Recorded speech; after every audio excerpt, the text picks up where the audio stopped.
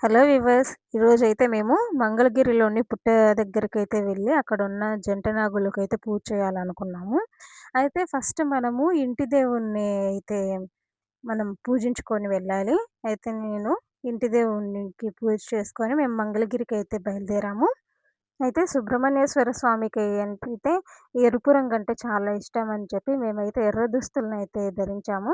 తర్వాత పుట్ట చుట్టూ ప్రదక్షిణం చేసి తర్వాత జంట నాగుల దగ్గరకొచ్చి నేనైతే మొదట అక్కడ ముందు వేరే వాళ్ళు పెట్టిన అంటే వాడిపోయిన పువ్వులు అయితే ఉన్నాయి. అవంతా తీసేసాను.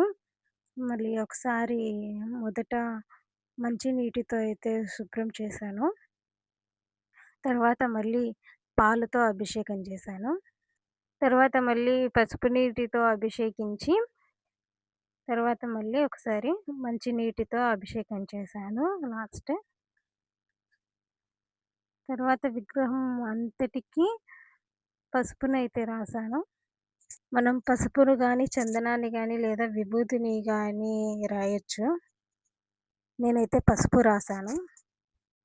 ఎక్కడ తెరప అనేది లేకోకుండా పూర్తిగా విగ్రహం మొత్తానికి మనమైతే పసుపుని రాయాల్సి ఉంటుందనమాట. అంటే ఎక్కడ గ్యాప్ అనేదే ఉండకూడదు. తర్వాత కుంకుమతో అయితే నేను బొట్లు పెట్టాననమాట.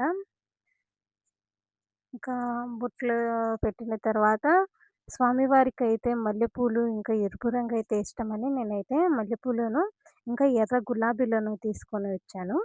అయితే ఇంకా మల్లెపూలతో, ఎర్ర గులాబీలతో స్వామివారిని అందంగా అలంకరించి, తర్వాత పత్తి మాలనైతే వేశాను. ఆ తర్వాత పసుపు, కుంకుమాలతో నేను దీపాలనైతే సిద్ధం చేసి పెట్టుకున్నాను. ఇక నేనైతే దీపం కోసమైతే నేను ఎర్ర ఒత్తులనైతే వాడాను. అంటే మనకొక బయట షాప్‌లో అయినా దొరుకుతాయి ఈ ఎర్ర ఒత్తులనేవి. లేదు అంటే నేనైతే కుంకుమ, ఇంకా నువ్వుల నూనె ఆ రెం కుంకుమ, నువ్వుల నూనెనైతే వేసి అందులో ఒత్తులనైతే ఉంచాను. అక్షతలను కూడా నేను కుంకుమతోని ఎరుపు అక్షతలనైతే తీసుకున్నాను. అలాగే ఇంకా దీపం పెట్టేసాను. తర్వాత అగరబత్తులను వెలిగించి ధూపము, ఇంకా హారతి అన్నీ ఇచ్చేసాననమాట. తర్వాత నైవేద్యం పెట్టాను. నేనైతే నైవేద్యంగా పాలు, గుడ్లు, జిల్లేడు ఆకుల మీద అయితే బెల్లం ముక్కను ఉంచాను. తర్వాత పానకము, ఇంకా అరటి పండ్లనైతే పెట్టాను.